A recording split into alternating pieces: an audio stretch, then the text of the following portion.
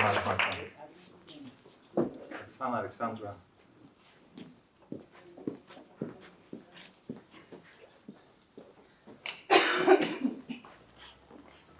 Yes, I think we can formally start. So, ladies and gentlemen, I would like to welcome you to this first panel session during this Policy Advice Outreach and Dissemination of Research ATC6 meeting. My name is Michal, Kania. I'm a senior researcher here at the Center for Private Governance, Faculty of Law, University of Copenhagen, but today I have the great pleasure to chair this session. The title of the session is Research Outreach, Work with Different Stakeholders Group, Lessons Learned.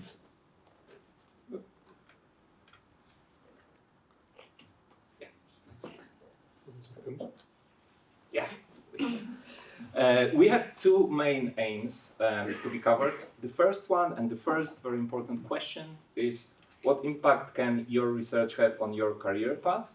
And the second question is what outreach can it have and what doors might be open? So who can better help us in finding answers to these questions than our great speakers? So I would like to welcome our great speakers, Professor Alexandra Andhov from University of Copenhagen, Roxana Vornicu, from a partner at Sirbu and Vornicu law firm and research fellows at King's College London. Thank you. And also Carsten, via Zoom today. Carsten Hansen, Executive Director, Sourcing House Research and Consulting Group. Carsten is with us.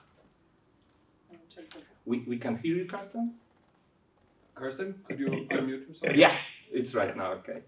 So allow me now briefly discuss the order of the meeting. So we will start with the introduction of panelists. Then we will begin the question sessions. We prepared three types of questions. The first, this is the general question which we would like to address to all of the panelists. Then we will have the specific questions using the unique knowledge and experience of our speakers. And then there is also the time for the Q&A questions from the audience. Each part will last 30 minutes. So I would like now to move to introduce to our panelists. So I will start with Alexandra. Alexandra is an associate professor at the Faculty of Law, University of Copenhagen, where she specialized in law and technology, particularly in blockchain, crypto assets, and artificial intelligence. Before her academic endeavors, Alexandra worked for several years as a practitioner at a prominent law firm, becoming admitted to the bar. So this experience not only enriched her legal proficiency, but also instilled in her a deep understanding of the dynamics of the business world. Today, she effectively leverages the skills working closely with companies and startups, guiding them through the legal hurdles of the tech sector. In 2019, Alexandra's contributions were acknowledged when she undertook a prestigious tenure as a Fulbright Scholar at Cornell Law School. Furthermore, her global reach is evidenced by visiting roles at estimated institutions such as Oxford Law School, University of Turin, at the University of Western Australia. Adding to her accolades, she was honored with the India Lehman Scholarship in 2022. As the founder of the Copenhagen Legal Tech Lab, Alexandra has been pivotal in establishing one of Europe's pioneering tech law labs. Thank you. Roxana Vornicu is one of the founding partners of Sirbu and Vornicu Law in Bucharest, Romania, and a research associate with King's College London, Center of Construction Law and Dispute Resolution. Roxana is recognized nationally and internationally for her construction law, public procurement law, and EU law expertise, and she combines academic excellence with legal practice for almost a decade. She's a member of the Bucharest Bar since 2009. For the past 3 years, Roxana has also been a lecturer with the SET Business School, Oxford University, teaching international treaties relevant for major construction programs with a focus on investment treaties, arbitration, as well as with Stuttgart University, international construction practice and law course, teaching collaborative construction contracts. And Carsten Hansen is an executive managing director at Sourcing House Research and Consulting Group, but his career includes more than 20 years of senior level positions at the United Nations, latest as Chief of Global Procurement Service at the UN Development Programme, and co-chair of the Interagency Working Group on Sustainable Procurement for the UN High-Level Committee on Management. Other positions held include Senior Global Procurement Advisor, Head of Procurement and Logistic Division in Lebanon, Head of Procurement and Contracting Department in Somalia. Carsten has also served military peacekeeping missions in Sarajevo and in Iraq, Kuwait. He's also a visiting research fellow at the School of Management, Center for Strategic Procurement and Supply Management at Cranfield University. And Carsten is also director of the Sustainable Public Procurement Accelerator Lab at the George Weston Center for Sustainable Supply Chains, Schulich School of Business. So thank you once again for joining us, and we will start with the general questions. So we will start with the main. So we will start with the main area of the impact of research on career. And the first question I would like to ask you is, how has your research directly influenced your career choices, and what opportunities arose as a direct result of your academic work experience? Who would like to start with this first general question? It's a tough question. Yeah. I don't know. You want to start? You want me to start? Please. Oh, you know. Yes, Roxana, please. Okay. Does any of you know the Robert Frost "Two Roads Diverged in a Yellow Wood" poem? It's very famous. It basically talks about the choices that we have and the doubts that we have in front of one road and the regrets that we have in taking one and not taking the other. And I'm kind of like caught up in that poem constantly. I'm that kind of person. Which is why I started in law practice and then moved to academia, then moved to law practice again, then moved again to academia. And then in the end, the stars aligned and I'm able to do what I'm doing now, which is both at the same time in two different jurisdictions, in two different legal systems. My law practice in Romania is a boutique law firm that I started with 7 people. We do infrastructure projects. Procurement, construction, big projects, hospitals, airports, highways, stuff like that. And Romania is a civil law system. And my academic position is at King's in London, where I do construction law, collaborative construction contracts, procurement law, and obviously I'm in the UK legal system. And I think my academic experience, having started a PhD in Italy and then continued it in France and then in the UK, has made all the difference.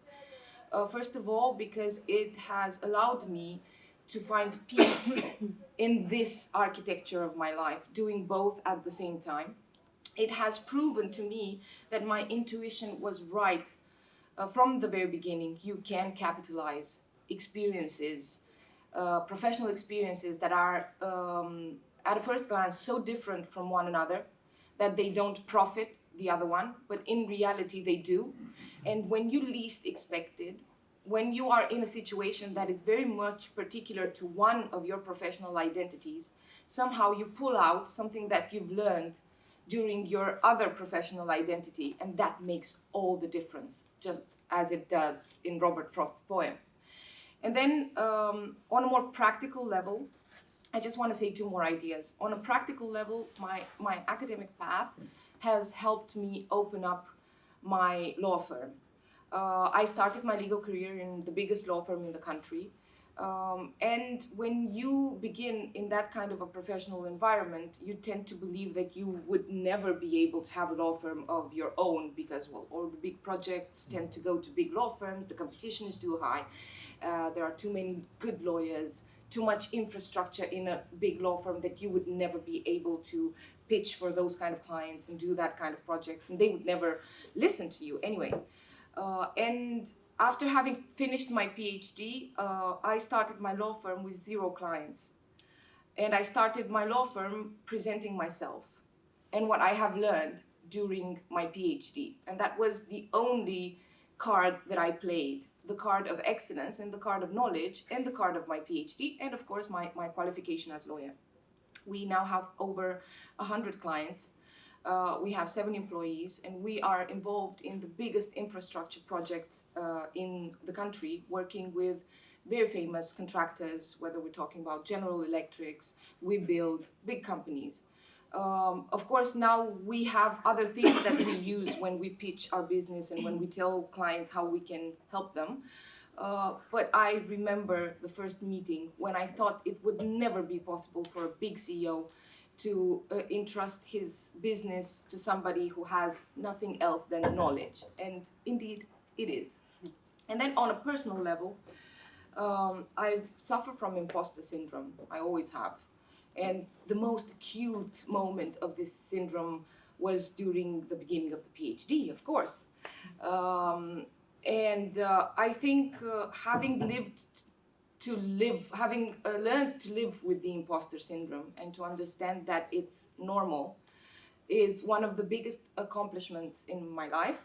I did not overcome it. Any intelligent person will have to live with an imposter syndrome. But it gets better. You learn to manage the monster inside. And you also learn things, technical, legal things. And an academic exposure and an academic experience of solid study teaches you, how to overcome fear, but also teaches you legal stuff. And it brings the puzzle together in your head. So you also overcome the imposter syndrome, but you become better at your job as well. Thank you so much. Alexandra? How do you follow up something like this? Well, I created the grave, giving you first the word. Yes, so I think there are a couple of things. Maybe I'll start from the personal, in a way that, as many of you, we are all like internationals living in so many different countries, having various diverse background. And I come originally from Slovakia, and when my parents gave me advice to study law, because I could persuade everyone for probably anything at that point, they kind of did not consider the fact that I loved traveling, I loved living in different places, and that was the worst advice that they could give me with the law, right? Kind of something that you specialize in one jurisdiction so quickly. And it's very hard to move your bags and go somewhere else because you need to start from zero. And I think that's one of the things that's amazing about PhD, that you relearn how you start from zero. Any research project, whether it's a PhD or whether it's a next research project, you often start from zero, or you should push yourself to start from zero. Because if you already start from something that you very well know, then I'm not sure whether you learn as much as you could and should. So I think that's one of the things that I've learned, is that ability to realize that, you don't know things and you learn constantly and continuously. And then moving around, I think that's another great skill. And it's obviously also connected to PhD. Whether, I studied in Budapest and at Oxford, at Cornell, throughout my SJD. Often people ask me, because I used to work for a law firm, and I was still continuing doing my practice to some extent, and being and preparing to be admitted in bar, I kind of had foresaw at that point that I will go back to practice. And I gave myself a year, throughout which then I work actually in another jurisdiction. So I had my qualifications and admission to bar in Slovakia, with which I could practice also in Czech Republic. But then I decided to go to Hungary and practice in Hungarian, which is two very different languages. And I worked for Kania and did international and European law and so on. But somehow, as you were saying and mentioning, that you felt like these two things that you feel passionate about, and academia felt somehow something that I wanted to pursue from the perspective of kind of intellectual freedom and the ability to think very openly, because once you start working for a client, you don't necessarily think openly, because you need to think very different way. You need to think financially effectively and what is best for them, right?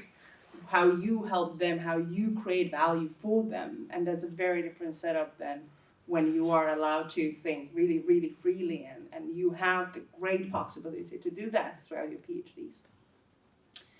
And then, I applied, I think, for 3-4 jobs and got accepted to 2, and then chose this one. And I think that was amazing for a number of reasons. But I still over the past, how many years I'm here? 7 years that I've been at Faculty of Law here. I still felt this itch that for two reasons. One, I'm not good in doing one thing. And two, I have a belief that in what I do, so background is corporate finance law, and then I have transitions over the year more and more to technology, is that it's important to have the contact with reality. It's important to understand what is going on, and even more so in this specific area of law. So I continued working with startups. I continue working with, well, now there aren't any more startups. There are established companies that are, quoted on the stock exchange, and I have the privilege to collaborate now on EU procurement projects, which is hilarious, I think. But probably all you procurement people have affected me to some extent, which is on building blockchain for the entire European Union. So there are these moments, and I try all the time to go back to your question, Michal, in a sense, how it directly influenced. I think it influenced it continuously, and I do think that over the years, what I foresee is that because there are so many people and you're such a diverse group, and some of you might decide to do just an academic life, and some of you might decide to do just business life. And some of you will try to combine the two, or maybe do something else, work for the UN, or I don't know. And I think you should listen to your gut and go the path that maybe some, and I think this is the opportunity that the team is trying to create for you, is that there are so many different paths. I haven't seen this path before. I think you haven't seen this path before, so I yeah. haven't seen yours in mine either. So, even if you don't see someone who has this path, but it feels right, I do think that PhD, and going back to my first point, and I will stop here, the PhD and the ability to go back and relearn and rethink, because it's about thinking and approach to, and how you approach problems, will give you the skill set that you need to undertake any path you foresee for yourself. Yeah. Thank you so much for fantastic answers. Thank you. Carsten, the same question to you. Oh, excuse me, just a second. Just a second, we cannot hear Carsten. you We quite need to manage voice.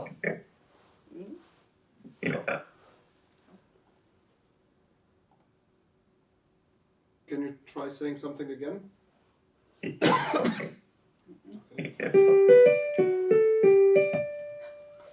Okay, something is not working on your end, but I will try to change the speaker. Just a second. Can you try saying something?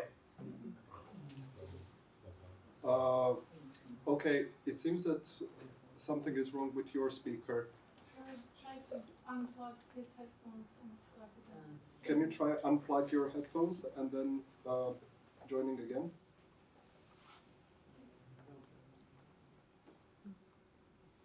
Can you try saying something now? Can you maybe try without the headphones? Can you hear me now? Yes, Yes. much better. Wow. Great, fantastic. Yes, we can hear you, Carsten. Yes, we can hear you, Carsten. I think there's the delay. All right, good morning. That's too bad. We have practiced this. Can you hear me now? Yes. All right. Okay, so I think from my perspective, I would probably turn it the other way around. I think my career influenced my research in the sense that I started more on the practitioner side. I had served my military service. We had been in Iraq, we'd been in Bosnia, and I have pursued my master's thesis, particularly in the subject of peacekeeping and peacemaking, and had been at the Pearson Peacekeeping Institute where I finished my thesis. So on the back of that, I was actually offered a PhD very early at the Copenhagen University Department of Political Science. And it was a difficult choice because I really felt that in order to pursue the PhD, I needed more practitioner experience within my field to truly be able to add value. So I took an offer instead from the Ministry of Foreign Affairs to go out as a junior professional officer, which is a program with the Ministry of Foreign Affairs where they second you to the UN. In this case, I ended up in Somalia, particularly on the back of the peacekeeping work that I had done, and ended up staying in Somalia for 9 years, practicing peacemaking, peacekeeping through the UN system. Later on to Lebanon. And this is, I think, where my curiosity and I saw the need for applying more research, more systematic knowledge management to the work that I was doing, particularly when I came to New York, where there was a need for very clear methodologies, better data management, and the ability to better convince a range of stakeholders in their decision-making processes. And here, all the methodologies, everything that you learn as part of doing a PhD as a researcher, that discipline can be applied effectively. So for me, I think it's really important to acknowledge the value of having a foot in each camp, if you wish, and be able to interact between research and practitioner environments, because I think that they both supplement each other immensely. So perhaps a little bit the other way around, but in this case, I guess my career influenced my research, and then my research furthered my career in that sense. And the latest here, as you mentioned, I left the UN career after 20 years, the 1st of March this year, to actually go out and pursue a wider career on the back of my more academic work in supporting a wider range of clients within my field of research. So you can say that my research kind of caught up with me at the end in that sense. But thank you for the question. Thank you. Thank you so much, Carsten. We can go to the question number 2. And now, another important area is the outreach and networking.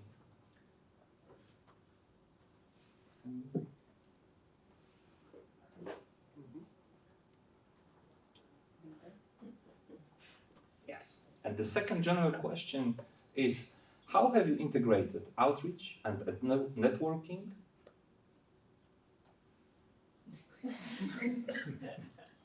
as a regular part of your professional routine? And what benefits have you observed from these efforts? Can we now start with Alexandra? This is one example of, this is one example of the outreach and networking, right? So meeting on different events, different conferences, different workshops. But in general, I think, I'm just going back to the question, as a regular part of the professional routine, I think that, going back maybe to Roxana's acknowledgement of the imposter syndrome, I think that, I agree with you that many people, or maybe all, I don't know, of the people who are a bit more self-reflective and critical, then obviously, you doubt yourself. And on top of it, you might also not necessarily be the best extrovert out there, and being the best in, networking and talking to people. And that might be something outside of your comfort zone. And there might be a period where you feel that this is something that you enjoy, and then there might be periods that you don't necessarily enjoy it. And from my personal perspective, the only way I can do it is when it's less superficial and more content driven. And what do I mean by that? I mean by that the fact that I try to speak to people about the content, when it's connected to the conference, when it's connected to the workshop, and try to find similarities and understandings, and possibly more than anything else, ask questions about their experience and their knowledge. I think that's. Thank you. Thank you so much. Carsten, the same question to you. Oh, thank you. I think it's important to remember and to realize that all the efforts and the work that is put into your research is unique and exceptional. and is a major contribution to your field. And I think as researchers, as we sort of delve into the depths of our research, we tend to be a little bit introvert and self-reflective. But it's so critical, I think, to realize the value of the work and to really bring that out to different people, different stakeholders, make sure you are able to repackage that to meet the target audience that you're speaking with. But fundamentally to overcome this barrier, I guess, of second guessing the value of your work. And acknowledge that there's a huge need for that. We're filling a gap, and there's a practitioner environment out there that really needs that fundamental research that you have provided, and can put that into practice. You can support major decision-making processes through your research and really influence and impact your space. But it requires, as one of the former panelists mentioned, that you sort of overcome this imposter syndrome that we all have, that is really valuable what we're working on. And you only really get that feedback once you're out there, part of an outreach process, you're networking, and getting that sort of feedback loop established. So I think it's super valuable both for the audience of your work, the users, if you wish, of your research, but also for yourself in getting that feedback loop established to better strengthen your continued research. Thank you. Thank you very much, Carsten and Roxana. I want to build on something that both Alexandra and Carsten have mentioned. First of all, regarding Alexandra's routine of sharing and disseminating what she does, you should all follow her LinkedIn account because she's so good at it. Yes. And she is so out there, so effectively communicating the results of her work. And I think she's too humble when she says that, she's still struggling with it, because obviously she's mastering it. If you remember, Alex, one of the first things that they teach you when you enter as a practitioner in a big law firm is the importance of writing your timesheets, because otherwise we can't charge the clients, right? Your work is for nothing. And you don't question it. It's boring. It takes up your legal time, but you have to do it. You have to fill up your timesheet. Well, it's the same with the dissemination. And you are so fortunate because you have Marta guiding you in this path. I did not learn about dissemination until I finished my PhD. I had no idea that I was supposed to be out there showing the world how bad I felt about myself. But you are in a program where people who master this dissemination of their work, like Marta, like Alex, like everybody, show you from the very beginning that you have to do it. It's just like doing the timesheet. You have to disseminate, you have to post online, and you have to put your research out there. And then on what Carsten said, how important your work actually is without you realizing. And I'm going to share an example. Right after finishing my PhD, we were in a project, Marta, I don't know if you remember, you were probably also involved. We wrote a book on concessions, a comparative book. And I was in a rush. I wrote that chapter on Romania. It was definitely not one of my best pieces. I even forgot that I had written that. Surprise, there will come a time when you will forget that you have written a certain paper. This will come, If it came from me, it will come for you. And anyway, so I had written that paper on concessions, and I forgot about it. And last year, the director of a new built airport in Romania, it's the first new built airport in the country in the past 50 years. It's in Brașov, which is Transylvania, right? So he's a public official, a high-ranked public official. Okay? So he phoned me, and he said, look, you wrote this article on concessions, and it was very interesting, and I would like you to do all the procurement strategy for all the concession agreements for the airport. Now, I cannot tell you how extraordinary this is, not because it's a good deal, it's not such a good deal, but because it's the first time. Honestly, it's not, but it doesn't even matter. We procurement people, we're used to criticize what public clients do. They didn't do that, and they were supposed to put this selection criteria, and they didn't do that, and they didn't do the other. So for the first time, there's this public client who comes to a relatively unknown lawyer and a very unknown legal academic, and hands over the entire procurement strategy of the airport. And of course, we're doing a great job. We're using all the right selection criteria, all the right collaborative procurement strategy and sophisticated procurement procedures. And I just couldn't believe my eyes that one article that I had written many years ago that I was definitely not proud of gave me the opportunity to build a procurement strategy for a very important public client. So just go out there, whether you're pleased with it or you're not pleased with it, as Carsten was saying, it will be picked up by practitioners because there is a need for your work. Can I just briefly comment on this? I think there are two things that resonate a lot with me, and maybe what I would want to convey is that first and foremost, I think that it's a process. So, and thank you, Roxana, for your kind words. I don't necessarily think that, the LinkedIn is the best. I think that obviously you're working on it. So whatever your dissemination is or will be, it's a continuous process. So now it might not be the best there is, but you need to start at some point and improve and go back and relearn again. And the second thing is really thinking about the audience, right? And sometimes if you know who your audience is and you can target and the way how you write and how you perceive your research.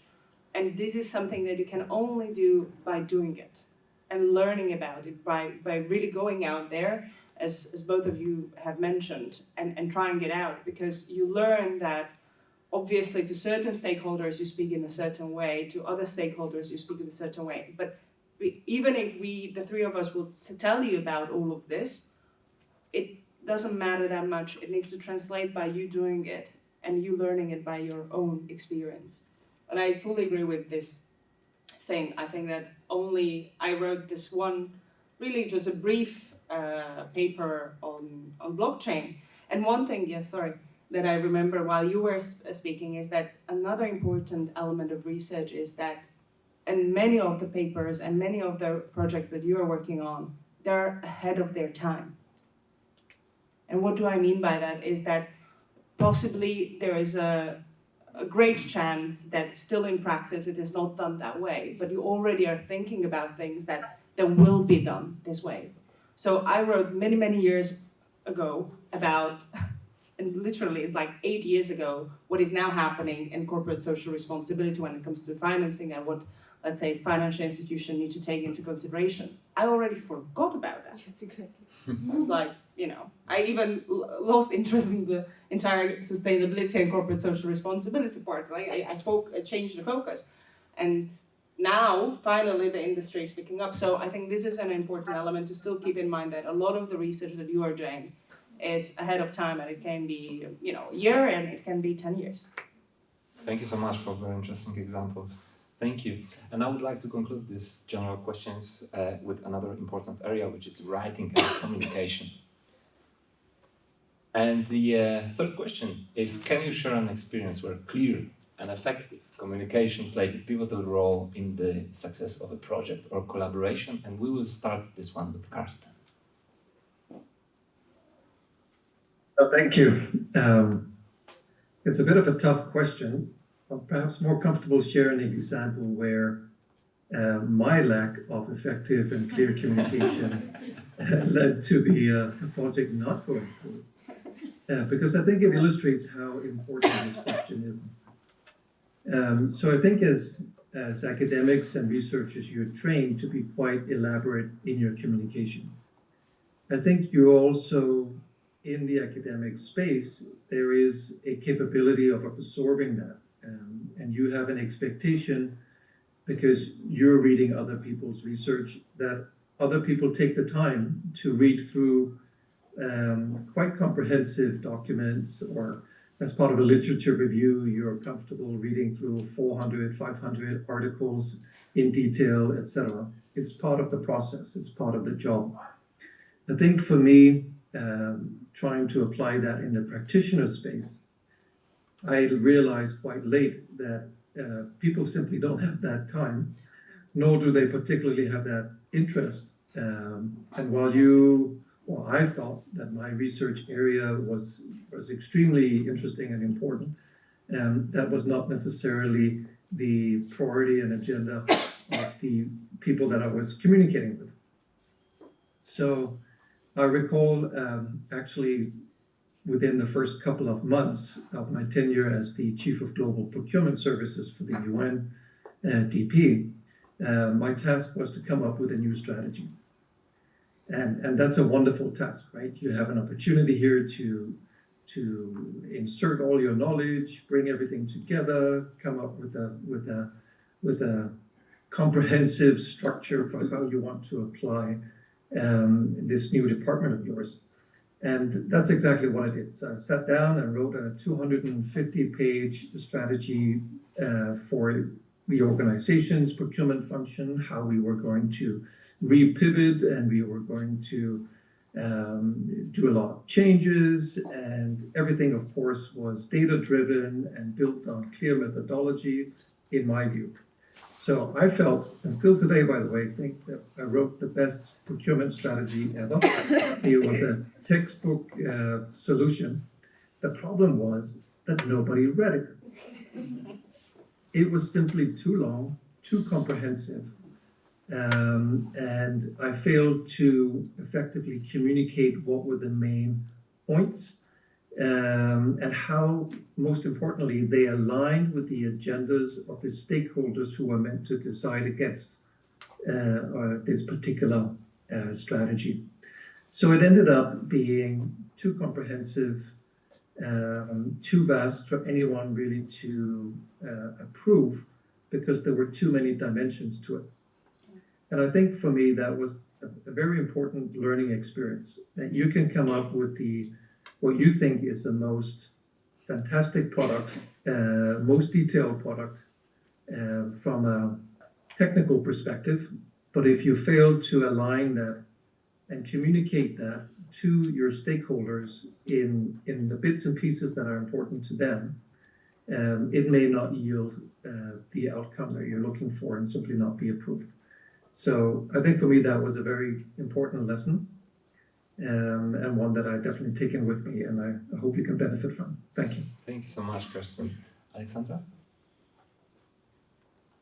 I think that understanding ultimately, and also what Carsten mentioned, understanding your audience is the key here. And I think that because we as researchers focus on detail and really going to the nitty-gritty elements, as is the reality, not many people necessarily need it in their daily life to solve their problems, right? And if we are really to address, effective communication, that needs to go two ways. Your ability to speak the language and the other person understanding your language.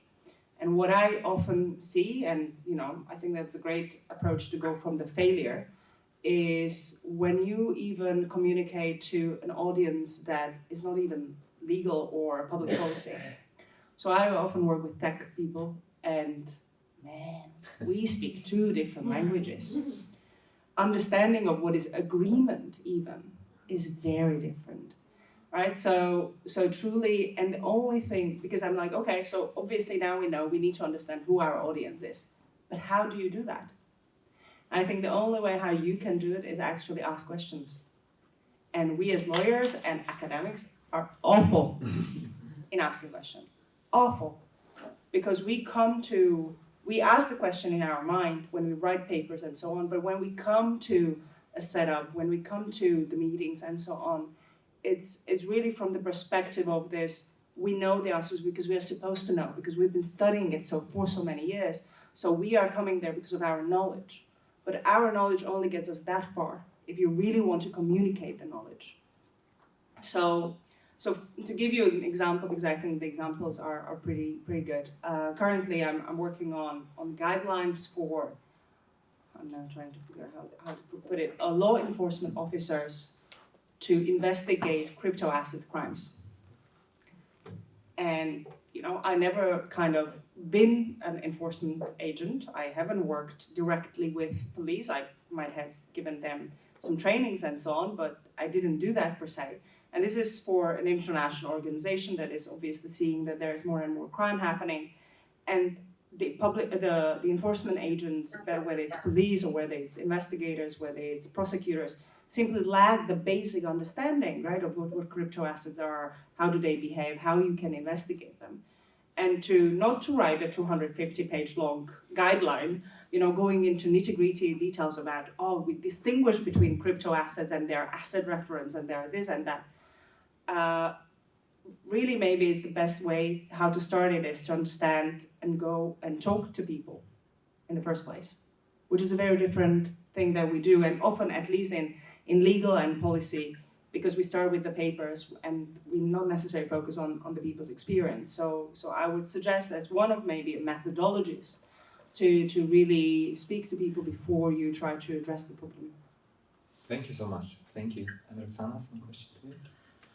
This is a tough question because I really don't have that much knowledge on how to communicate effectively. I mean, I don't have a methodology, and I think it's one of the aspects that I should be continuously improving. But I can share with you what I do, my preparation, because I live in different worlds, just as Alex was saying. So I live with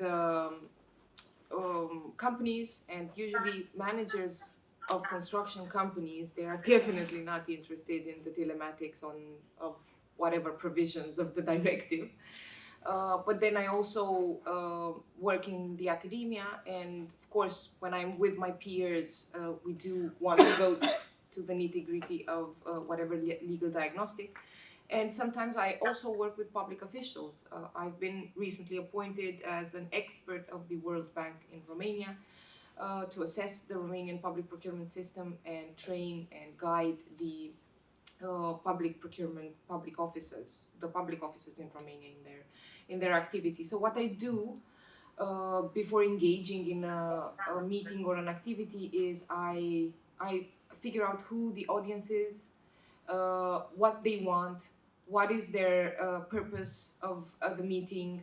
I don't write it down, but I put it in my head somehow, and I try to put myself in their shoes. For example, in terms of public procurement officers in Romania, they're normally very, very afraid to take decisions. We have multiple layers of audit, and sometimes procurement errors can also be qualified as criminal offenses. So I know that their main preoccupation, other than their main preoccupation, is not doing an adequate procurement process necessarily, although they might think of it sometimes, but fear. They're afraid of taking bold decisions. They're afraid of what can happen because of their procurement decisions. So I adapt my speech to that. I can appear and tell them, you should be doing this, you should be doing collaborative contracts, you should be doing competitive dialogue, you should be doing the other, but I don't really, because I put myself in their shoes beforehand, and in my head I prepare 1, 2, 3 main ideas about who they are, what are their main fears, what are their main objectives, and how should I adapt myself to the people in front of me. Thank you very much. Thank you. Now we will move to the second type of questions. So using your experience and great knowledge, we prepared questions related to these areas. So the first, I would like to start with Alexandra. And we're coming back to LinkedIn. So Alexandra, I should start a TikTok. Could you provide insights on how podcasting and LinkedIn short video recordings have benefited your academic career? Okay, so I think there are three ideas that I wanted to share with you. One is, translating your research into whether it's a podcast or it's a short message. Obviously helps you fine-tune what actually the problem is, because you need to write it in, it's not a Twitter necessarily, so you don't necessarily need 140 characters, but it goes in the same way, right? We write pages and pages long narratives of whatever. Now, what's the main message? What's the problem and what's the solution? What is it that, how do you create the value for someone else that is worthy of their time to read it? So I do think that this helped me in a long time to think also a little bit differently about my research in a way that I truly try to sometimes think about, you know, not just that it's an academic problem, but I'd ask myself, so what? Right? So why is this relevant? Why is it important for me to spend my time on this? And why is it important for someone else to devote their time to read what I write? So that's one. Two, from the perspective of the academic career, I think that obviously putting yourself out there, which is not always super comfortable, even if it might seem so, obviously opens new doors, right? So thanks to different kinds of posts or whatnot, I've been invited to, you know, also to the what is it, a workshop for the Danish government, not workshop, working group for Danish government to draft the new regulation on decentralized finance. It helped me to create new connections with people that I ended up collaborating with. So for instance, I'm starting as an affiliate scholar in San Francisco for blockchain law for public good and how you can use blockchain for creating, again, projects for your of a value in broader context. So I think that there are these two main things. And the third one, which sometimes might seem secondary or ancillary, is again, you think about the problem, you redraft it, so you actually improve the way how you write, as simple as it is. Because you need to reconceptualize the problems in a different way. So it's not only about, you know, messaging and sharing the content, but it's also improving your skill, which is one of the main skills as a researcher, is your ability to write. Thank you so much. Thank you, Alexandra. Roxana, I would like to ask you about the complex area of public procurement law and administrative law. They are very complex. They are of course very interesting. But how does your academic work influence your legal practice, particularly in this area, procurement and administrative law? Well, in all the possible ways. First of all, because my academic work and my academic background provides the substance of my legal practice as a lawyer. It's the knowledge that I was talking about. You know, the fact that I studied it, that I do study it, that I read what's being published out there constantly, makes me a better lawyer. The fact that I am a lawyer might sometimes make me a better academic. I don't know if that's true, but definitely it is true the other way around. So it makes me a better lawyer. It makes a difference between me and other lawyers. And it makes me understand the various perspectives. Procurement is a universe, an ecosystem in its own, with so many different realities, from the policy aspect and the policy documents that are being drafted by certain type of people, to the preparation of the tender documentation, to the preparation of an offer as a main contractor, to the realities of the relationship between subcontractors and main contractors or members of a joint venture, and so on and so forth. So it's a very complex universe with its own functioning rules.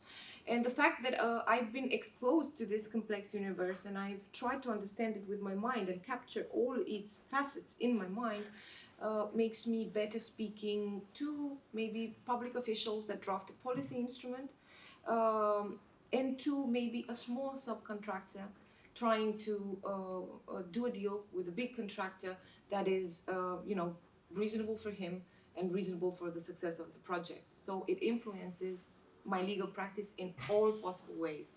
Thank you. And I would like to ask about the international cooperation. Do you think that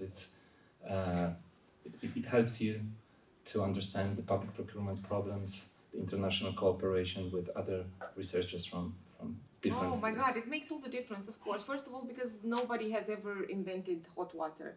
And even if you think that a problem is very country specific, Yes. it's not. It's not.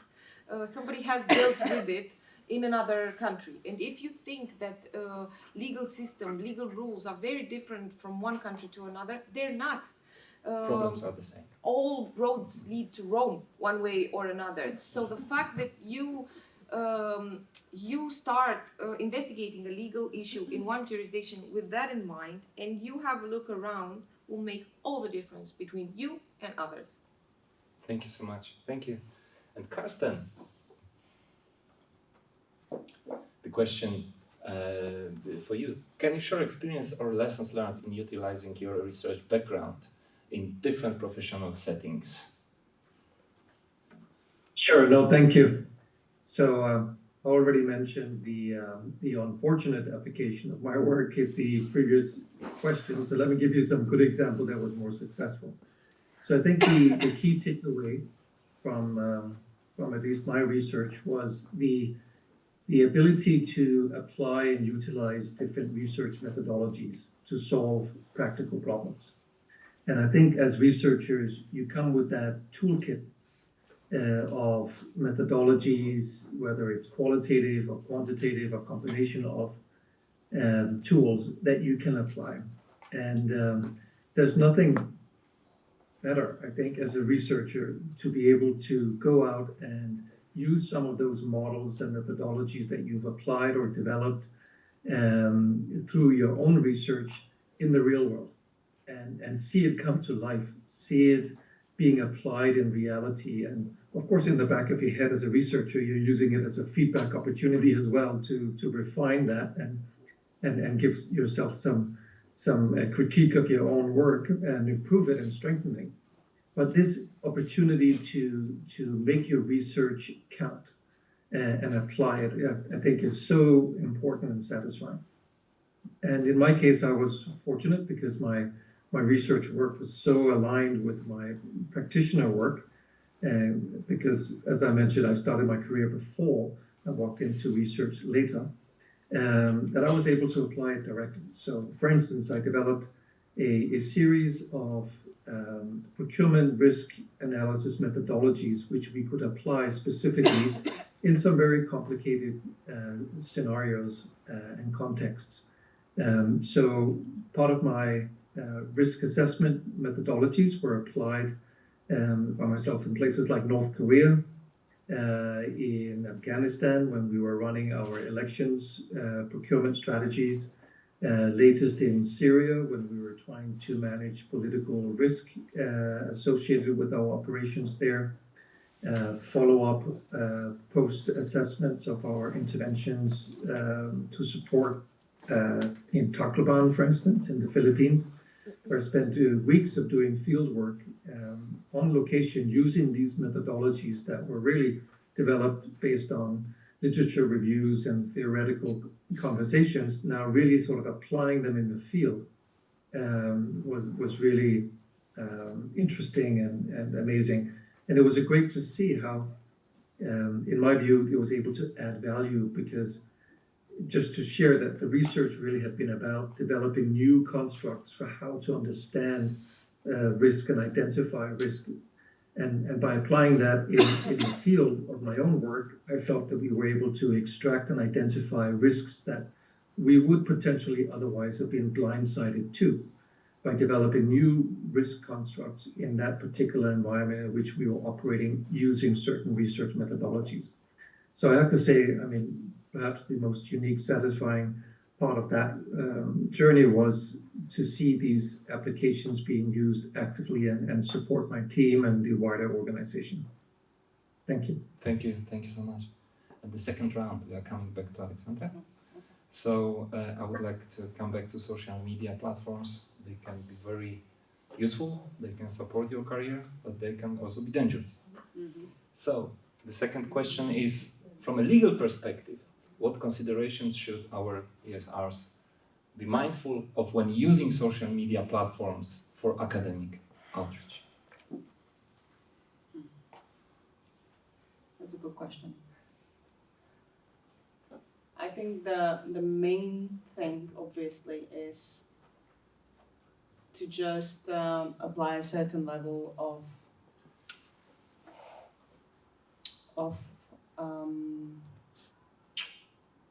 carefulness, because once something is online forever, right? So no naked pictures, guys. But also, as an academic, we should, and it's not always easy, obviously, because our perspectives and our opinions are also formed by the experiences that we have. But our research should attempt to be neutral to great extent. So I would try to not necessarily comment on everything, or you need to. I think it's important to consider what is the message that you try to convey, and what might be the negative aspect of it. So if you comment on, let's say, okay, I'll give you an example. So a few months ago, we wrote an article for Forbes about Slovakia and the fact that there are more than 500 virtual asset exchanges or wallets. And to give you a context, Slovakia is 5 million people, 5.5 similar to Denmark. In Denmark, there are 23. So 23 and 500. Right? Even in France, there are 37. What this tells you? Well, this tells you that probably there is something off going on. Then we reached out to Financial Investigation Unit. They can review usually 3 to 5 per year. So it will take them 100 years to review the 500 that are out there. And because obviously of geopolitical realities, there is high probability that all these crypto assets are used for money laundering or for terrorist financing, simply put. And we needed to write it in a very cautious manner, because obviously we do not have necessarily, we did not go and investigate about this. And we posted it also on LinkedIn because we wanted a certain outreach. We wanted an activity from the government in Slovakia, and more specifically, we wanted an activity from the National Bank, who has the task, according to the law, to oversee, right, the financial market. And I was like, okay, so how do we do this, right? And I haven't been living in Slovakia for 15 years. But still, it's a small country and whatnot, and it's still Central Eastern Europe. So do I want to necessarily attack some officials? My family still lives there, they want their tax submissions to be reviewed and things like that. So you need to just consider, and I think that I came to the conclusion that this is hopefully not such a big deal to push and even tag the National Bank and tag Minister of Finances, who I happen to know because we met at Oxford.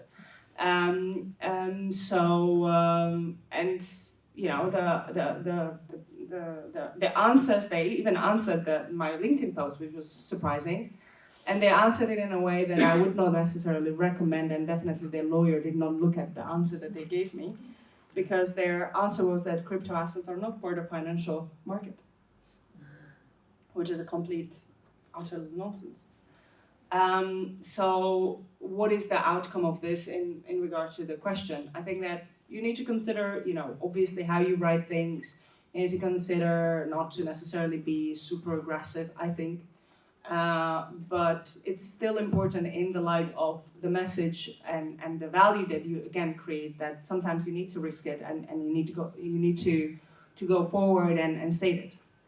Now, on the other hand, just to finish this funny story, is that my co-author was on a conference organized by OSCE in Vienna a few weeks after the paper that we published, and it wasn't a super academic paper. It was written as an academic short piece for Forbes, and it went to even to the cabinet and to the president and who not, and in the meantime, the National Bank hired 10 lawyers to focus on crypto assets. They did not reach out to me, but that's all right. But at this conference in Vienna, there was some participant from Slovakia, and who came to my co-author and said, he was just by the bar and said, I know who you are. So just be prepared for this. But yeah. Thank you very much for this example. Roxana, I would like to come back to procurement. So could you give some examples of how your expertise in EU procurement law has affected your approach to working with different stakeholders? Can you give us some? I'm going to go around that question a little bit because I don't only do procurement law, I also do construction law. Particularly at King's, what we do is something called collaborative construction contracts. Basically, they've been in the UK. They've been using them for more than 20 years. They're being used a lot in the US and in Australia, and we came to the conclusion that they are being used elsewhere in Europe as well, even if we procurement people might tend to believe that they are incompatible with procurement rules. But anyway, these are normally very complex infrastructure contracts, and they become even more complex when they are framework contracts, collaborative framework agreements. At King's, we work with a lot of CPBs. The biggest one is Crown Commercial Service, which is the buying arm of the UK government. And for their works contracts, for their construction contracts, they use this collaborative framework standard contract forms, and they use it as a very strategic instrument. It seems that I could never use knowledge of such a thing in Romania. And I don't necessarily outspokenly say that at King's I do a lot of collaborative construction contract, because then people would come to you and say, oh, yeah, but that's UK, they do strange things around there. I'm on the other side. It's never possible to do a collaborative construction contract with a public institution in countries such as Romania, right? And I was in Romania at a meeting with a client of mine who's a small contractor, not very sophisticated, with a not very sophisticated public client. It was about the building of some army barracks. Martin will be pleased that I do a lot of defense procurement in Romania.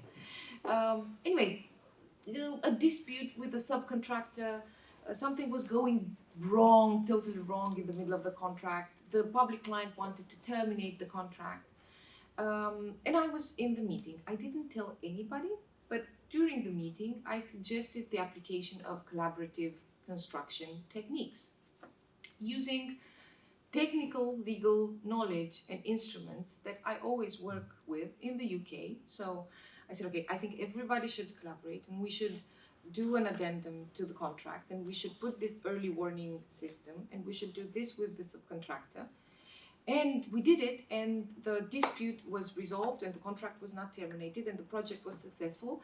And I used some techniques that we apply in English contracts that everybody would consider completely incompatible and nonsense for a minor work project in Romania. But in fact, that sound legal knowledge of a contractual technique, without disclosing to anybody that I was doing that, helped me solve a project. Everybody would have suffered if that contract would have been terminated, and it wasn't.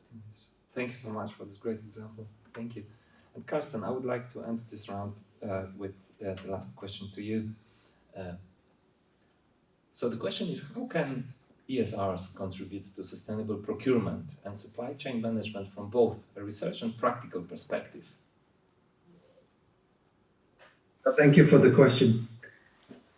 Look, I think it's clear that we are experiencing one of the biggest economic and social transitions that we would likely see in our lifetime, as part of this sustainability transition.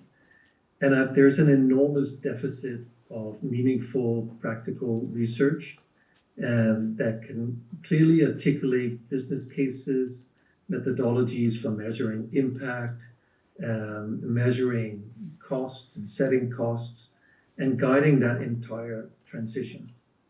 So the research that you are doing within sustainable procurement and supply chain management is enormously important, because, and I may be speaking here as the only non-lawyer in the room, but the thing about lawyers is they give you confidence. It gives you assurance. whether right or wrong, that there are some guardrails, that you're following a path. And the fact is that public procurement practitioners are perhaps, for good reason, some of the most risk-averse people on the planet. And your research, your presence in that conversation gives confidence to the agenda and to the people who are trying to implement that agenda. And it's extremely important that that contribution from your side is acknowledged and leveraged to take this agenda forward and to help guide practitioners like myself in navigating this space and avoiding some of these obvious pitfalls that we experience again and again. Because we need to accelerate, and as we accelerate and move faster, things get more risky. And that's why your support has never been more important than now. So I think that would be my feedback and my answer to that question. Thank you. Thank you so much, Carsten. So I would like to thank our Sapiens PhDs for helping designing the questions. I think they were fantastic. Thank you very much also for great answers. We learned a lot, so thank you very much for this. And now I would like to open the floor to the audience. I would like to ask Filippo if you can help me with the microphone. So the floor is yours. Who would like to ask the question? Please introduce yourself before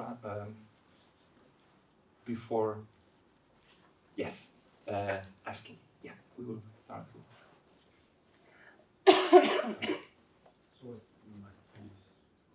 Hi. Hello? No? It's on? It's on? Hi, my name is Torgil Skåden. I'm doing an industrial PhD at the faculty and at the Federation of Danish Industries. One of the things that I am sort of considering with these file works in two different settings is sort of the schizophrenia of the setting, because who are you when you are saying something? Mm-hmm. Are you pushing an agenda for your business? Are you pushing an agenda for somebody else? Are you doing academic work, or what are you actually doing? That's sort of one question I would like to hear your reflections on. And then I have another question on hours, because there's 24 hours during the day, 7 days a week, doing two jobs, disseminating, researching, having meeting with clients, maybe having two phones, maybe having two computers, Maybe having maybe two children. having two children. How do you manage? Thank you very much. Who would like to start? Okay, so the question about the schizophrenia and the fear that people might perceive that you have an agenda that you're following. I don't have that fear at all, because if you genuinely believe in the affirmations that you make, whether you make them in front of procurement agents, clients, or your academic fellows, this truthfulness will come to the surface. And I think that I'm a young practitioner and a young academic, and the best that I could wish for an industry, for the construction industry, for the procurement system, would be its success. Because if it is successful, then we will all thrive in this environment for many years from now. And there is only one way for this system to be successful, for things to be done the right way, for procurement agents to be sufficiently cautious, but also sufficiently bold in navigating the challenges that we're experiencing, for procurement documentation to be well prepared, well adapted for the type of project that we want to buy, for the procurement agents leading that procurement process being extremely knowledgeable about the industry, the challenges of the industry, and the need to arrange for a successful project, and for contractors or suppliers or economic operators also being knowledgeable about the fact that this contract success even if it's not a big gain in a small short frame, will lead to other contract success. So basically it's about everybody doing their job correctly. This of course also entails a good legal diagnostics of the rules, of the directive, of the national rules implementing the directive, and of the purpose of those rules, which is not that complicated either. If you think about it, we just need to open up competition, run away from, avoid discrimination, ensure equal treatment of bidders, and make this a thriving, competitive economic environment. So I think if we are all knowledgeable about what's in our best interest, the message that you put forward is going to be the right one, and people will acknowledge that it's the right one, and that you don't really have a hidden agenda. You just say things as they are. Thank you so much, Roxana. Alexandra? Yeah, I acknowledge that often, not often, but every now and then you feel that you have several hats on your head. I also haven't, to be honest, experienced that there is a hidden agenda or so, and I think that as long as you are also forthcoming in a sense that we come to a table and you come to a table as, let's say, a academic, then you should build a little bit of a Chinese wall in order to not necessarily engage with that particular stakeholder as a consultant or as something else. So, but I do think that there needs to be a little bit of that in order to, so for example, I teach this large course on startup law, and I have every year around 20 startups. In order to make sure that no one feels that there is any kind of conflicts of interest, I don't engage. Not there, not within at least 2 years, so that everyone feels that they get the benefit of so sometimes, yes, maybe because in the positions and higher you go also in academic positions, obviously there might be some offers that come your way. And I would say that yes, what is beneficial for the particular project might be important, but also your own feeling, because you will guide that and navigate it, is what feels right and what doesn't, and what feels honest and what doesn't. And maybe ask yourself, if someone else did that, if your competitor did that, what would you think? And I think that's a maybe good tool. Thank you very much, Alexandra. Carsten? Thank you. Let me echo what has been said already, but maybe just add, in the public procurement space, I think we are so, there's a lot of oversight. We are very audited, and if you extend that to international organization, there's a lot of focus. There's a lot of political awareness and interests. So pursuing, let's say, a sustainability agenda in the UN might seem like a no-brainer. It is the UN after all. And yet in the UN, it's only as good as its member states. So very quickly, there's a very open and clear conversation about the different agendas. And here, coming back to the origins of the previous questions, you really have the opportunity to present evidence, and you're required to, because you will be criticized. I can remember several cases where, at the very highest level, member states have criticized our sustainability agenda from two extremes. One would say, "Why are you doing this at all? You have no mandate to do so. Please stop it now." And the other extreme saying, "Why aren't you doing more? And you signed up to the SDG agenda, and this isn't ambitious enough."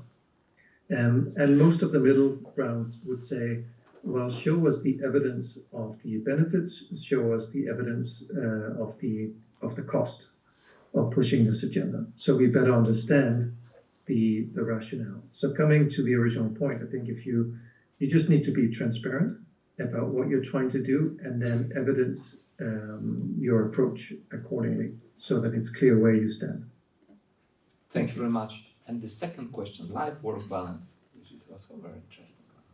Yes, I'll just do it very quickly. I think that there are two approaches. Is that it's every day is day 0 or day 1. you start every day. And persistence, that you work on it every day. And I think and hard work, I think that's the honest answer, is that, yeah, you work sometimes evenings. Yes, you work sometimes weekends. And we live in Denmark where we are privileged to have a work-life balance. But maybe the answer is that we come from Central and Eastern Europe, so for us, the work-life balance looks a little bit different. Yeah, perseverance and persistence. Thank you. Roxana? I don't believe in work-life balance. I don't have work-life balance, and I don't believe it exists. My work is my life. And I know it sounds psychopath, but I'm not trying to be psychopath. I'm just saying that if you want to be good at what you do in such a complicated profession, I'm not going to say excellent because I don't think I am, but I'm trying to be good, and the profession is difficult. And if you want to be good at what you do, you need to understand that your work is your life, and you need to acknowledge this at a very early stage of your profession.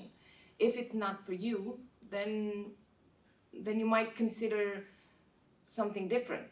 I am lucky because I like what I do, and I don't have other passions that take over control over me. I have many other passions, but this is my main passion and my main interest. So it's my life.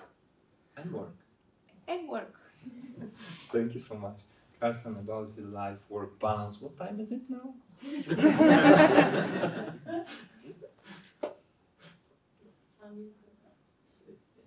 Oh, thank you. I actually tend to agree on that comment. I think for anyone who's done a PhD or doing a PhD, that is the passion that drives you, and you're doing that for a reason. I'm not sure I fully understand the work-life balance concept. I used to manage 14 teams in 7 time zones. It's normal. You don't exit your work at 5 p.m. and go home. You continue until the work is done. You have responsibilities, and that's how it is. I would say, though, that it's important to keep your priorities straight. There are competing priorities for your time. So I think it's important to pigeonhole, meaning that you do certain things at certain times, and when that time is over, you put it back into its box and you focus completely, whether it's your children or your partner or your work or another case within your work, so that things don't flow into each other. I think that's perhaps the most useful approach that I can share that I've used. When I did my literature review, in fact, I had 3 children, a wife. We had just moved to the United States, just started my new job in New York, which was taxing. But I had a commute of 48 minutes. In that 48 minutes, I could read one article, and on 48 minutes, I could read another article coming back. 200 working days, that's 400 articles. That's good enough for a literature review. That's how I organized this. And I didn't take those articles home afterwards at the expense of my wife and children, etc. So pigeonholing, I think, is an important part of it, is setting your priorities straight from the beginning. But other than that, work-life balance is not really a concept I fully understand either, not with the work that we do. Thank you very much, Carsten. Thank you very much for the question. Please, who would like to ask a question? Valentina? What? Okay. No. No, it doesn't? Okay. Yes. So hi, my name is Valentina Bianchini. I am one of the early stage researchers in the SAPIENS Network. And first of all, thank you very much for this great panel and all the experience that you shared with us. I wanted to go back to the question about effectively communicating our research outside to the world. And my question is about how to overcome the frustration of having studied a topic for so long, and you think you got some good points or maybe a solution to a problem, and then you approach like your stakeholder outside, and I'm mainly talking about public official or people that are exposed to political kind of environments. And the worst thing to me is not they don't read it, is what if they read it, what you wrote, and then they want to dilute your message, they want to change it, they want to use those kind of general words, and your definition are totally thrown out of the window because actually they live in a political environment and they don't want to actually to take the risk of going forward with what you're proposing. And maybe they also take your work and instrumentalize it for pushing their own agenda. So how to overcome that frustration and how to manage this kind of risk? Thank you very much, Valentina, for this question. Who would like to give the answer? Carsten. Carsten?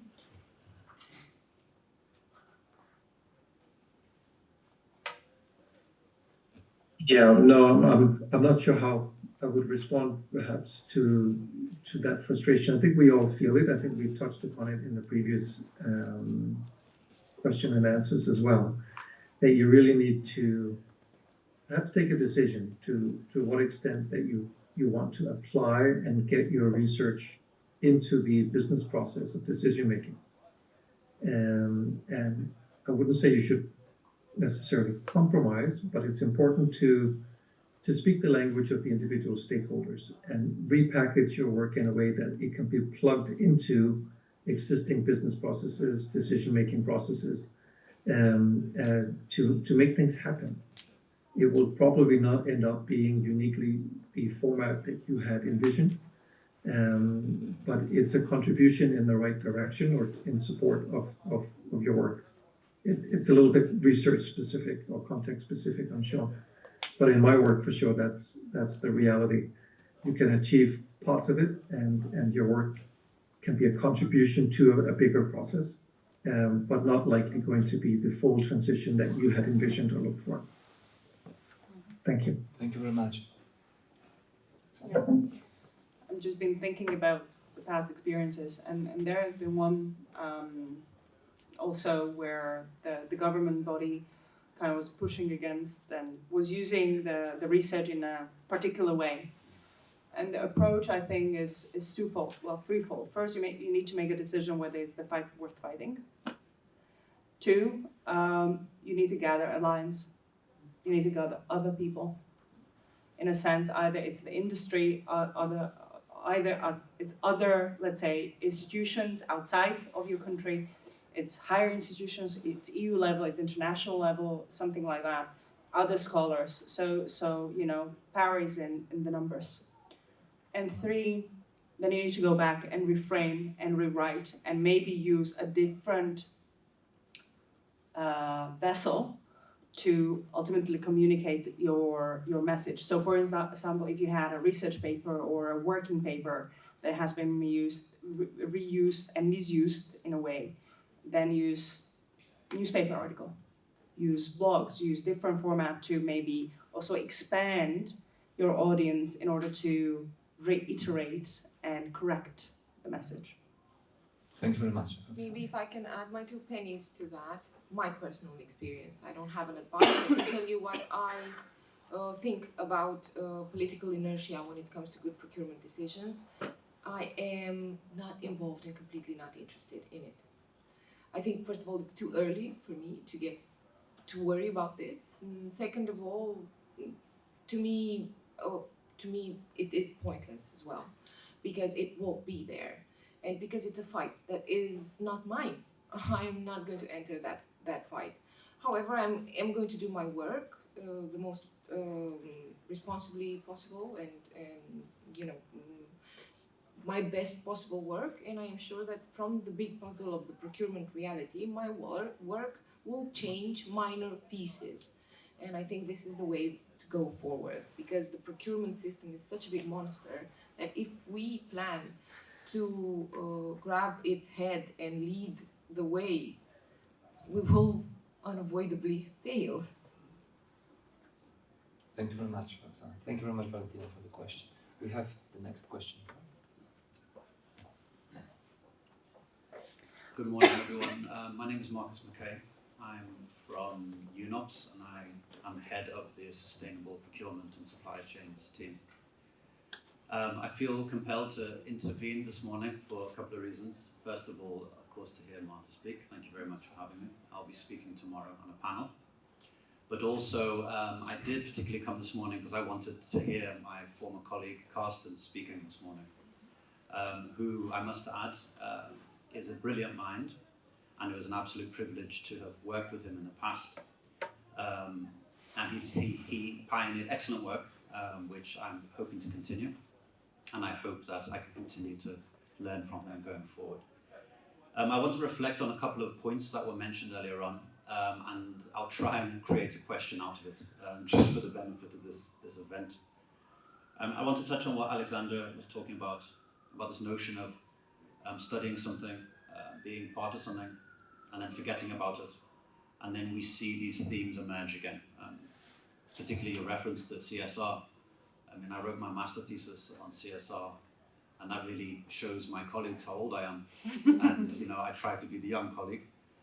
And then I also want to reflect on what Carsten was talking about and his very poignant example, which I experienced as a sister agency with the strategic approach, and when you're trying to present ideas. My point is that from a practical perspective, this is constantly a challenge to really take your understanding or your very detailed understanding and interpretation of a topic area and then translate it in different fora for either implementation, understanding, endorsement, funding, whatever it might be, right? And this is a really, really big challenge.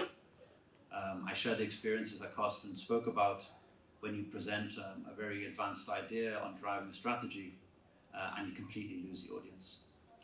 And the reason I mentioned Alexandra's reference earlier on is because often I find that we've got to go back to ideas that we left behind years ago in order to try and bring the stakeholders with us, where some of these ideas are very basic. You know, I use often the analogy that, you know, we're working with data-driven decision-making. We're working with really complex, big data analytics. But often, we're talking about Excel spreadsheets.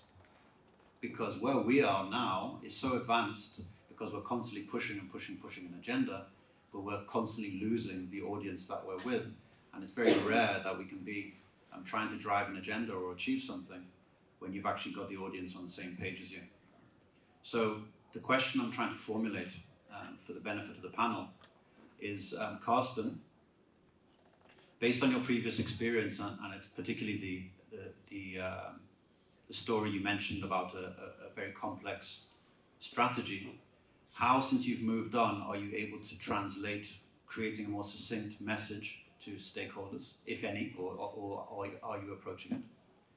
And then Alexandra, because of the reference to your communications, how do you then turn these extremely complicated ideas or even advanced ideas to something which is digestible for an audience? Because everyone in this room is going to have these challenges and continue to have these challenges. So thank you very much. Thank you very much, Marcus. So we will start with Carsten. Thank you. It's nice to hear from you again, Marcus, and thanks for the kind words. It's a really good question. How have we evolved, right? And what have we learned from our experiences? I think it's really about, as I tried to mention in the response earlier, how you take your research, your work, your passion, and mold it a little bit to the reality in which you're working. Trying to understand the political dynamics of the space, who are the stakeholders, what are their agendas, and trying to develop communication packages which are clear, succinct, and aligned with the agenda of those stakeholders you're speaking with. It doesn't mean that you have to compromise on the overall agenda.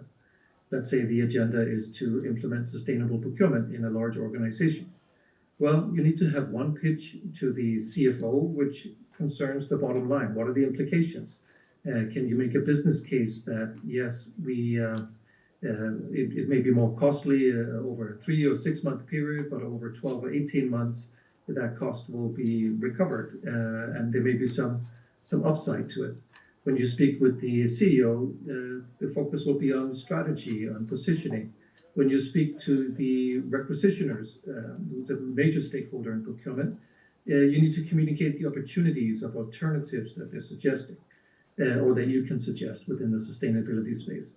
And then you need to convince it to your own team, for instance, right? Why should we add on this additional work and take that additional risk, and where are the resources and the training to support? So my point is, and I think this was mentioned before, asking the question, listening to your target groups, and trying to pitch your work in clear, succinct communication that is aligned with the agenda. So understand the agenda and mindset and concerns of the people that you're pitching to, and then make sure that that message comes across and you answer their questions.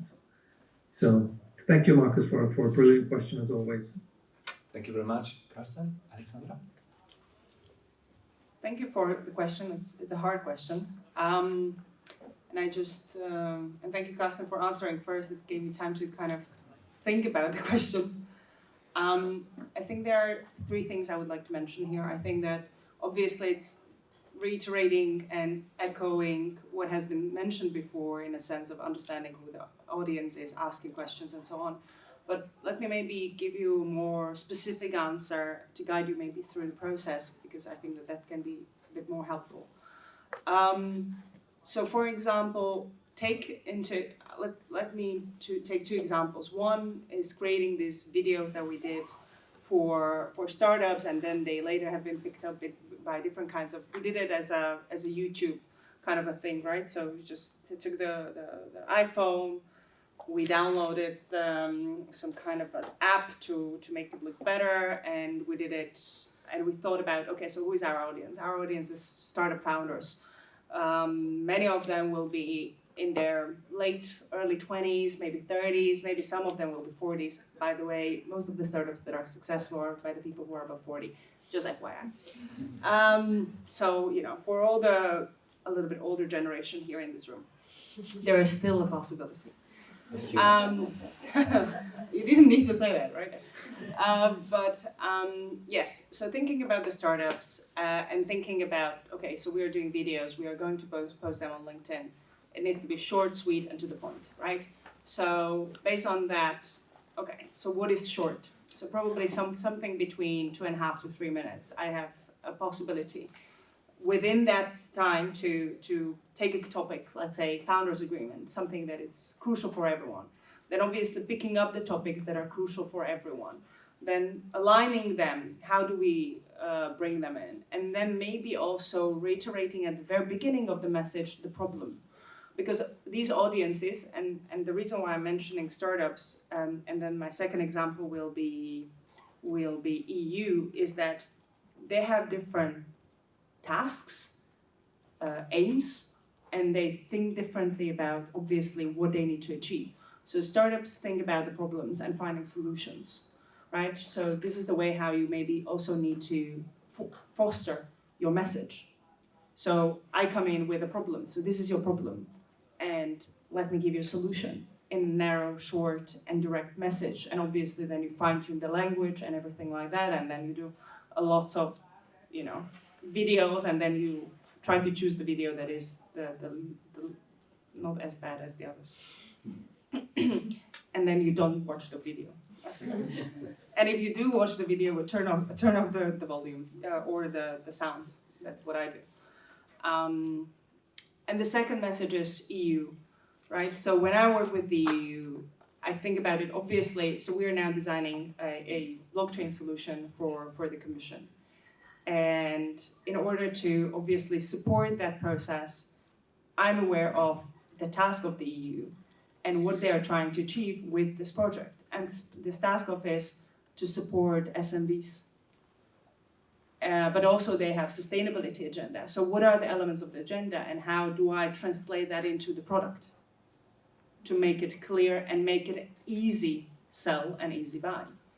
And obviously then changing the way how I communicate with the EU officials and, and all of these interpersonal skills that all of the lawyers lack, right? How do you speak with the person and how do you listen to the person? I think that if anything you can learn today is, or if I can, from my side, emphasize anything, is to truly, work hard, and B, learn how to listen, and use that and translate that into your work. Thank you very much, Alexandra. Thank you. We have still time for Marta. Okay. Thank you so much to all the great contributions so far. Actually, it's probably one of the concluding questions that I would like to ask all three of you. It's a question about who is a young professional today? Because we have all these PhDs here that at least we presume, because as some of you might know, and for those that don't, we have PhDs that have different careers before they start a PhD, but we also have in the room some of the PhDs that finished their masters and started their PhDs. So broadly speaking, we can, I think, categorize all of them as young professionals. And some of the arguments that I heard over the years is that working as an academic, when it comes to the notion of professionalism, is being somehow perceived differently than when you are a manager in a multinational company, or if you are a business owner, and so on and so forth. And because all three of you lived all these different lives, cross-sectoral, cross-discipline, I'm very interested to hear what is your perspective. Is the notion of you being professional in a workplace, what that means, first of all, and second of all, is that a little bit like communication? It changes depending on the audience? Or the notion of professionalism stays, never mind what you do? Thank you. Thank you very much, Marta. Who would like to answer? Oh my God. Roxana? Why do I always have to go first? Definitely the notion of professionalism doesn't change depending on the professional environment or the reality. Why would it? Particularly in my case, I mean, they are different roles, but the field is still the same. I mean, it's construction and procurement. So really it's about, first and foremost, sound legal diagnostic, which entails reading and reading again. And this applies to both your academic role as well as your practitioner role. So no, there's really no difference. And professionalism should mean the same thing and should be transmitted in the same way. As far as young professionals are concerned, I consider myself a young professional, of course. And I think that age is not that important, but still it is.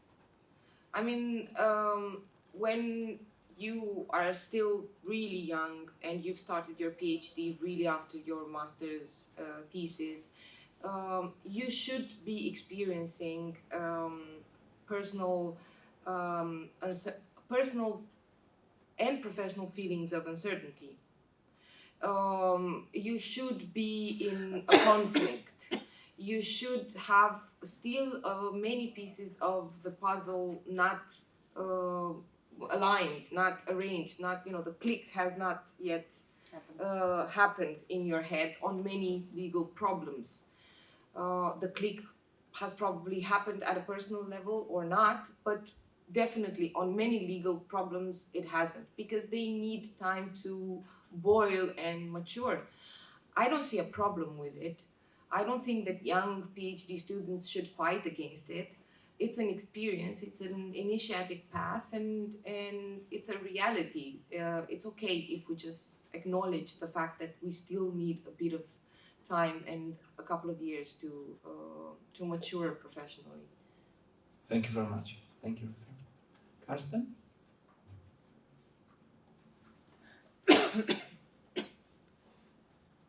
Thank you. I'm not sure I entirely understand the question, but if the question is if professionalism changes over time, or whether you're in academic or practitioner role, I would say it doesn't. but of course you become better at it. And experiences changes your perspective, and your role changes your perspective as well. So I think as a younger person, as a younger professional, there's a lot of passion, and there's a lot of push, and there's an immediate desire for change, and having that impact. And that's positive if that energy is channeled in constructively into what you're doing. As your role changes, of course, you become more conscious of the implications and impact. If you are in a management position, you have to have more a wider perspective, a more 360 view on what are the impacts and implications of your decisions and actions. So it changes things a bit. But the underlying premise of professionalism, I think, stands and is the same. But your role changes and your perspective changes. Thank you very much. Alexandra? Yeah, I think that I can only echo, right? I think that it doesn't matter whether you work in a law firm, you work in the public sector, UN, university, the professionalism should be on a high standard, I think, because that goes a long way together with your knowledge and improvement and acquiring new skill sets and so on.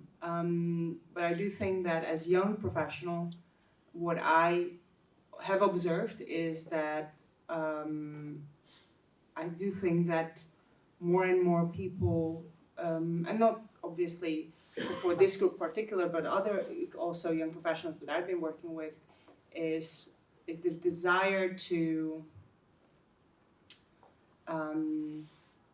or lack of desire, maybe it's the better word, to truly continue growing and learning. I think this is something that must be elemental in your career, and definitely when you are young, and even if you are old, because that's the only way how you can grow both professionally and personally. And I think that this is extremely important, that this desire to learn and relearn, and going back to this topic, I think this will be a new hashtag for Alex's speech, must be in the core of the professionalism and how you approach also different kinds of tasks. Thank you very much, Alexandra. Thank you very much, Marta, for your question. So, as a professional person, maybe not very young, but still, I need to say that it was the last question, and I would like to first thank you, panelists, for the discussion. I'm sure we covered all of the aims. It was a fantastic discussion, lesson learned. Thank you very much. I would like also thank Sven and Filippo for your great support. Thank you very much. And I would like to thank all of you for participation in this panel. Now we will have 30 minutes break, and we will come back here and start a workshop on how to write a policy brief. Thank you very much. Thank you.